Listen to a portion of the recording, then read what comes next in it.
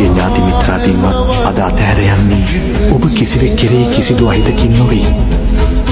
මා වටා පවතින මේ කිසිවක නිත්‍ය සතුටක් මාහට නොපෙනෙන නිසයි. මේ බිහිසුණු දුකින් නිදහස් වීමට ඇති ඒ කාය නරමුණ නිසයි. මේ අර්ථ ශූන්‍ය දුක්ඛ ධම්මයේ නිමාවක් දැකිය යුතු නිසයි. මනුෂ්‍යයන්ට පෙනෙන මේ ලෝකයේ සතුටින් වූ කිසියම් පවිත්‍ර සුවයක් තමා තුළම පැවතිය හැකි බව මගේ සිතට පැහැදිලිව හැඟෙනවා කෝපා. යම් දිනක මා අපසු භාමුවට පැමිණෙන්නේ ඒ උතුම් සුවයක් රැගෙන. සියලු දේ අතහැර නික්ම යාමට මා තීරණය කර අවසන් යශෝදරා.